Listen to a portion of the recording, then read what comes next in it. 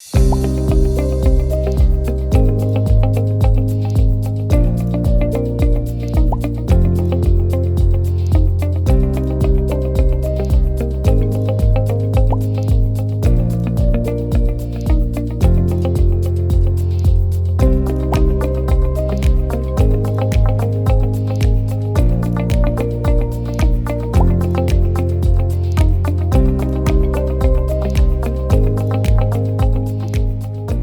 hello everybody. I'm here with Ima, Stacy, and Laura, and today we're going to talk about religion. Anyway, we are going to talk about it from the standpoint of psychology, of course, because I need to answer a few questions that I got on my previous meeting. And so I'm going to go over them, and they pertain to my common statement that I made about religion. So that's what we're going to be talking about today. And so you guys keep making those kind of comments. Next time we're going to be talking about politics. I hope not. And then I'll get off, I'll get kicked off Facebook forever if this continues. The comments that I'm going to discuss, I'm kind of lumping everything into one discussion here. And so some of you have taken that statement, I feel, somewhat personally. So let me explain one thing in case you guys have missed it or somehow not understanding the fact is that when I'm live, I'm not talking to you personally. I mean, I'm looking at the camera here. It looks like I'm talking to you, but I really have no idea who is watching and I don't know you personally. So if it sounds like I'm talking to you, it's only because that's how you are perceiving it, right? I have no way of knowing where you're actually at and what is going on unless and until you schedule a personal consultation with me. So those of you who are responding like, yeah, but I'm this and I am that, well, yeah, because I'm not talking about any specific case in particular. So you guys who are taking this personally, step back and think about why you may be taking it this personally and what the reality of it is. I'm kind of giving you general information of how it is, and you guys take it from there. But majority of the comments that I'm actually going to answer today boil down to like, hey, Helena, but what you explained is all good, but it's actually something that is against my religion, and how do I deal with it? So that's what I'm going to be talking about today. So let me explain first where religion fits in this discussion and why I feel it is important to talk about it. Well, I just wanted to say that like this is great, that we're talking about this. It's actually a question I had as well. Is religion a good thing or no? When it comes to dealing with relationship X? Well, it's a very good question, but I feel you are jumping the gun here a little bit. Because once I explain what I'm going to explain today, hopefully that would come at the end and would have been a good conclusion. But since you are asking the question, let me answer it briefly. And the answer of whether religion is good or bad for dealing with a relationship, any relationship, including relationship X, is it depends. Obviously, it depends on the religion and what kind of religion you're talking about. To give you a simplified, I mean, almost to the point of stupidity, but a very simplified example to illustrate the point. If your religion is that you need to remain celibate, obviously that kind of religion is not going to be conducive to your relationship, regardless of your relationship and everything in between. To dig a little deeper, on a little bit more specific, serious level, is that it's an interesting thing that a religion actually needs to be about 90% correct in order to be not psychologically damaging. So from the standpoint of psychology, there's this thing. It needs to be at least 90% correct in order to not be damaging in general. So all major religions that we have, they're around for the fact that they're not damaging. But if you get into, some kind of satanic worship type of thing that twists the reality, more than just a little bit, then a religion can be very dangerous. Or even using our previous example, so if and that's what I'm going to use to explain what I mean by 90% correct. If, say, your religion is that you need to remain celibate and you're in the wilderness, then you can probably pull it off. But if you're in town and if you're a priest of a church where women walk in short dresses, really pretty, then physiologically you are still going to get a certain response. I was talking about it in my previous video, is that our physiology and our bodies are made a certain way, and certain processes take place whether we want them or not, which include thought processes in certain situations. So if you're trying to remain celibate in an environment where you're surrounded by women, then that particular religion probably is not reflecting the reality very correctly. And it would be very difficult to function in this situation.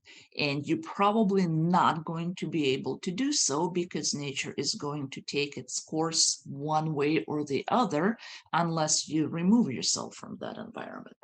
So to kind of reiterate, I mean, not that you can't, remove yourself from that environment by being a hermit in your house, but if your religion suggests that you can do both, then it's not a correct reflection of reality. And that's what I mean by 90% correct. So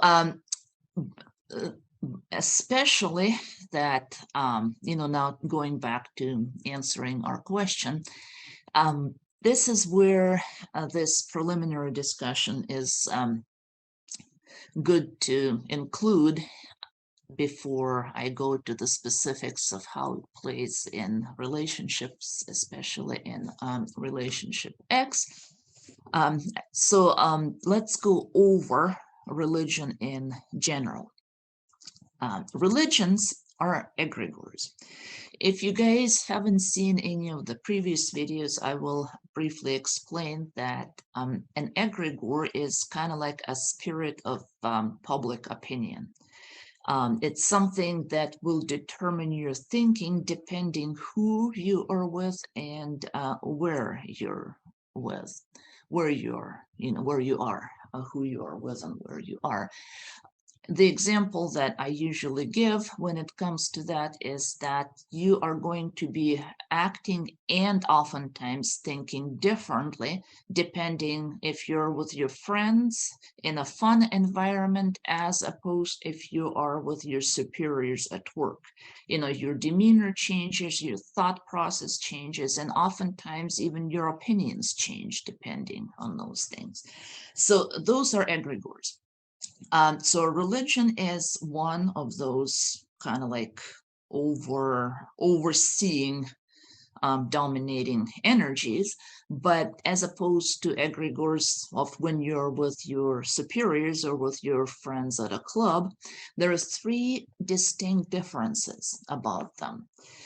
Number one, it's an egregore that we subscribe to by choice. For instance, I have this particular religion and I confess that this is what I have, and I'm going to proceed living according to the whatever that religion determines, as opposed to, like I said, if I go with my friends to a club and the spirit is that, hey, we're go lucky, we will have fun, we are going to be flirting with the guys around us. It's not that I'm consciously saying, hey, this is what I am, this is just how I'm going to act without consciously subscribing to the choice, let me put it this way. Another distinctive part of distinction, I guess, distinctions of religion, number two, is a religion is an egregore that sets out to define the truth, what is indeed the way it is and what it is supposed to be, like what it's right, what is the right way to live, be, whatever. And so that is why it's important for any religion to actually be 90% correct, because it's the spirit, so to say, who claims to be right, and it better be right, at least for the most part, because if you believe something is a certain way, when in reality it actually isn't, that it's going to be very difficult to live with, and that's what I mean by psychologically damaging. So going back to our example, if your religion says you can remain celibate and be in the environment of women all day every day, and it's not going to affect you psychologically, this is incorrect. So because it will affect you psychologically. So you either need to deal with it by saying, hey, I can be in the environment of women because that's against my religion, or find a different religion. So that brings up a question, is there a religion that is 100% correct? That's obviously out of scope. That's a question for the discussion of religion and spirituality and not psychology. So we're not going to go there, and we don't need to, because for for our purposes, all we got to consider is what it does and how it affects us. So but that's a very popular quest of the truth. That's what people are in a religion for. And so when I say 90%, it's like, well, I thought mine was my 100. Again, we're not going to go there, but with that, the major religions that are there do reflect about for the most part the reality correctly, and that's why they're here. Maybe not all of it, but at least enough to not be damaging. And I'm talking about, Christianity, or, different branches of Christianity and common religion, and other what they call, the major religions of the world. So the third the third distinction of religion as an egregore from an egregore in general is that when the religion goes for the quest of truth, it also involves a superpower. You believe in God, you believe in spirits, you believe in something, when it comes to major religions, but you believe in some kind of superpower. It's not just what is true in your reality, grass is green, sky is blue, but it's not a religion. So to make it a religion, there usually has to be a concept of some kind of superpower and attitude towards it. And interestingly enough, that is correct. Because from the standpoint of physiology and psychology, we are actually wired to have a superpower in our life and our mental picture, and without it, we don't function correctly. And this interesting finding was first happened upon by a person who founded Alcoholics Anonymous, AA meetings, and the 12 steps there. And so what they arrived to a conclusion is that without this connection to some kind of superpower, People lose control of themselves in general, and that leads to addictions because that's what they fill that void with. And as long as you establish this connection to a superpower, that oftentimes fixes the problem and, cures the addiction by and large. So for the purposes of 12 steps, they say, hey, even if this glass of water here is your superpower, establish the connection. And so like, why would it be a superpower? Let's say when I'm in a meeting, gotta have my water, or I'm not going to function correctly. I have to have it here because then I'll be tripping on that my voice is getting hoarse, and that I'm not thinking right, I'm missing something, it's going to be distracting. So let's say it's superpower for the purpose of this meeting. So but it needs to be correct. So if it's superpower only in that I have to have it because I'm not going to be distracted, that's great. If I start ascribing more superpowers to it than it actually has, like for instance, if I come to the meeting totally unprepared, thinking that as long as I have my glass of water, it's somehow gonna go good, I am probably in trouble. So that again goes to 90% correct reflection of reality. But since we have those three main components that makes a religion, it's a governing superpower, it's a governing egregore, spirit of opinion. It represents the truth, and we subscribe to it by choice. That religion, whatever we have, is a very important part of making each person who they are, whatever that religion is. So going back to the question, if you hold something to be against your religion, it is a very powerful deterrent. Even if you don't define it as such, it still is going to be a very powerful player in your decisions and in what you do.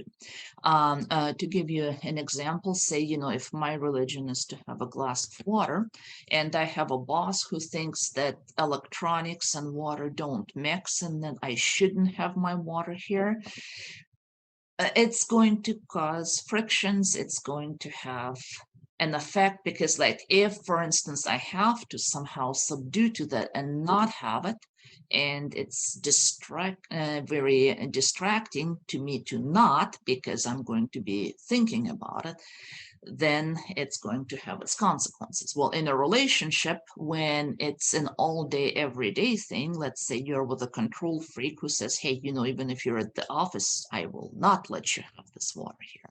We've got a problem.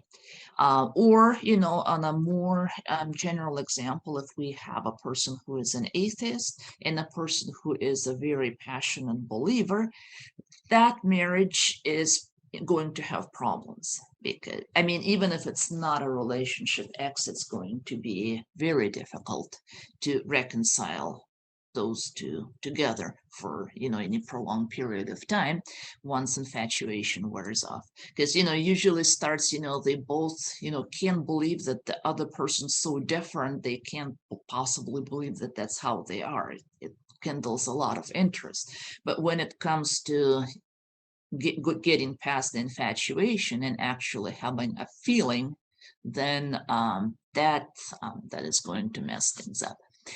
So what I'm trying to say is that your important takeaways, religions are egregores. I just gave you the three different differences about religion as an egregore from the rest of them. And it plays a very important part in who you are, regardless of what it is, whether it's a glass of water or any, generally defined religion. Everybody has some kind of belief, and that's what we're going to define as a religion.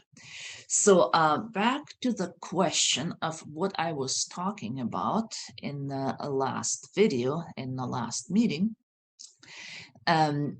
And the question of religion came in the context of me saying is that, hey, once you realize that you need to stay or leave when it comes to the relationship, people come up with a lot of valid reasons. There are valid reasons that we discussed, and people come up with what I termed excuses. They're not really reasons, they're just using those as explanations of why they're not making a decision, and one of them is saying it's against my religion. But Stacy wasn't there, but you two guys, I think, were. So let's go back and remember what we were talking about.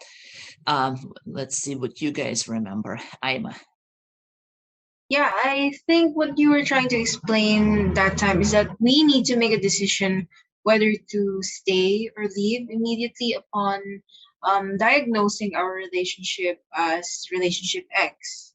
That's right. Yes, and if it's the right thing to leave, we should do it even if it's against our religion. Well, not really. That's not really what I said. Um, what I was saying is that I was number one, yes, I wanted to really reiterate the importance of the decision. That once you realize that you're in a relationship X, one thing that you absolutely need to do is to make one of the three choices at that point. Is either decide you're going to leave and start making preparations, decide you're going to stay and start making steps for rebuilding that relationship, or if you're not sure what to do, then you need to start a trial period and give yourself a deadline by which you are going to have the answer, or at least a checkpoint when you're going to weigh things and decide whether you need another trial period or no. I did not really say that you need to take a decision to leave, even though it's against your religion. Not quite was what I was trying to communicate. Let's see what Laura remembers. Yes, I think I got that. Making the decision to leave, if you feel you're in a relationship with someone who is destructive to you, uh, like being who you are is very important. But I think what you were trying to say is that people only think that it is against their religion when in reality it is not. Exactly. Thank you. So maybe I need to cut some slack to my trolls, so to say, who felt that I said you need to leave, and if it's against your religion, maybe it wasn't me, it wasn't them, it was me not making it clear. Since that's what I got out of this too. But um, you're right, Laura. What I was trying to say is that, and this is why I put that in the category of what I termed a powerful excuse, is that leaving is not necessarily against your religion. You just may think it is.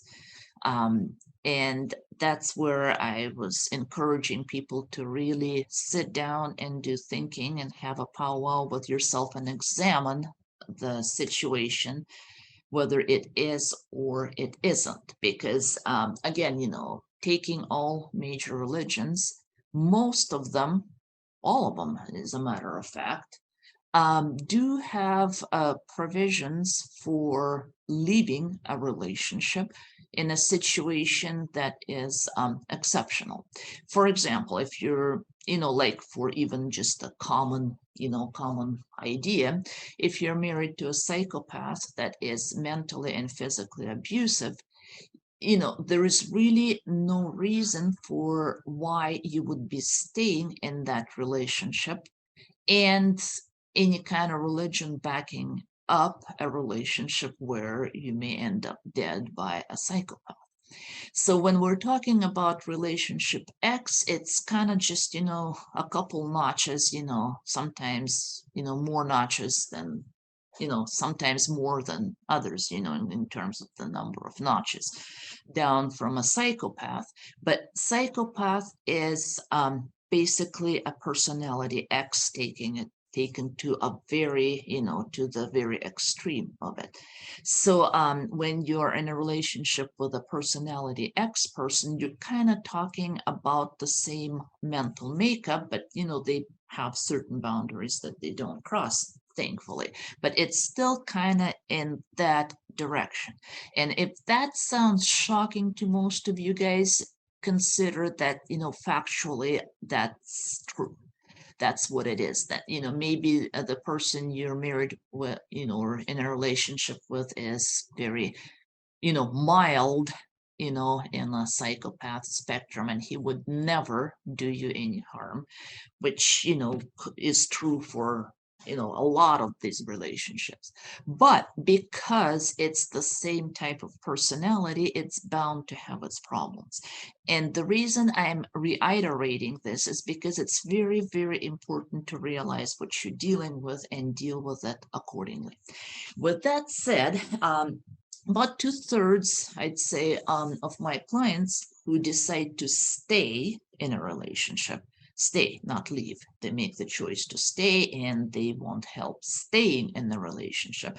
About 2/3, or probably even more, are Christians, because they've been raised trying to value the importance of marriage, and they hold it, pretty high. And that's what determines their desire to work on the relationship rather than ending it. And I totally applaud that choice, and that's why this choice is here. And that's why I offer help for the choice, because if you want to stay, there is actually steps that you can take to repair this relationship, which most other psychological, psychology counseling programs won't offer you, because their only answer is, hey, if you're in a relationship with X, personality X, leave. There's no other alternative. I'm the one who will tell you that there is an alternative if you want to stay. But when you're deciding whether you want to stay or leave, you need to take into consideration the nature of your relationship, because using the extreme example as an example, if you're in a relationship with a psychopath, you and your children may end up dead. As we hear those stories, is that everything was fine, everybody thought they were just the sweetest couple, and pretty soon, oh, lo and behold, he killed her and the kids. And we hear about those things fairly often. And so if you are in that type of relationship, it's important to know that that's the type of relationship you're in. And if there is nothing you can do about it, then you probably should be leaving. And in my previous video, I've explained is how you make that decision. It is whether you decide it now or after a trial period or two. If the other person is making at least some kind of progress in, working towards the normal dynamics of the relationship, let's put it this way, with the normal dynamics determined as you being able to remain yourself, and both of you being able to give and receive love. So as long as there is progress towards that, then there is hope. If the person totally incapable or unwilling to show you love and totally disinterested in you being yourself, that is bordering psychopath. Very strongly bordering psychopath. Psychopath is person totally incapable of showing love, zero. A personality X may be able to do some of it, to what extent, there is the whole spectrum of things. But it's still, again, the same type of problem. So when I hear the excuses that, well, yeah, I may be married to a psychopath, but it's against my religion to leave that relationship, to me, that's an excuse. Because let's and number one, every religion has provisions against self-destruction, so to say. So like for instance, let's take Islam, which is, pretty strict religion, and I talk about it, as far as, what, how controlling it can be. But even with that, if a Muslim converts to a different religion, then the wife is free to leave. There's no other circumstances, I think, that, even in that one. But, if, we hear stories and somebody converted to Christianity and their wife left, and, that's what, the woman is actually told to do. So in any religion, if it's, if it's going to be compromised by what is going on, there are usually provisions to keep this from happening. And as I've explained earlier, what you are and your religion are very closely connected. So if you are changing and if you're no longer who you are, that puts the whole religion in danger. We're going to talk more about it in the next video of how that's connected. But answer the question of, most people who, are Christians and feel that, hey, that goes against my religion. In the previous video, what I was trying to explain, and you guys can just go back and rewatch it, I'm not going to repeat it, is kind of in a nutshell, when it comes to the Christian approach, everybody agrees that adultery is defined as not just the physical act, but what if you look at a woman with lust or desire, then that qualifies because it would take into consideration the mental and emotional part of it. But when it comes to mental and emotional abuse, somehow women are not willing to look at it in this. It has to be physical. You have to, there's the physical act needs to be happening. But if it's emotional, mental, infidelity type of thing, then it doesn't qualify. So number one, consider both sides of that. Number two, another thing that comes to Christianity, there is a clause, so to say, something to the effect that, well, if a person is willing to live with you, then it's one thing. If they are wanting to leave, then you're free to let them go. Again, if they're not willing to live with you as you are, if you have to change for them to live with you, then how are they willing to live with you? They're not. So as long as you're strong enough to remain who you are, then you can stay. And if that's what you want to do and you're seeing progress. But if you're seeing that you're not strong enough and you're starting to change as a person and you're being molded into someone else because of this relationship, that would be a very strong point for consideration. But religion is an egregore, as I mentioned. And a lot of people feel like, oh, what are people going to say? Because most people in my church are against it. And in a lot of cases, when that's being said, most people in that church are on their second or third marriage. They just feel it's not right. So again, once you're in that situation, consider everything that goes into your decision, because most likely it's the effect of self-programming. You're telling yourself it's against your religion, but in reality, your religion itself makes exception for this, and even the public opinion is not as harsh as you portraying it to be, if your circumstances fit in a certain category that everybody realizes is an exception.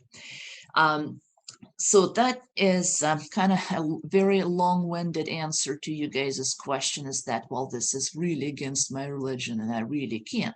Again, reconsider what I've just said, where those relationships can end up if they're not dealt with. And don't use it as an excuse to not make that decision simply because you're not ready. Again, do some thinking, do some self-examination, and really take everything, all the parts into consideration here. In our next video, I'm going to continue this discussion, and I will show you, using the example of religion, what is actually going on inside of the person who is in relationship X, of the person who has not taken the decision to stay or leave. So it's kind of like a little sneak peek into what's going on in your mind and emotions while you're in that relationship, as you continue in that situation and relationship. And so hopefully that will help you assess your situation correctly and take a decision that will prevent damage from happening. But we are going to do this next time. And at this time, I'm going to stop the recording and thank everybody for participation. Thank you, ladies.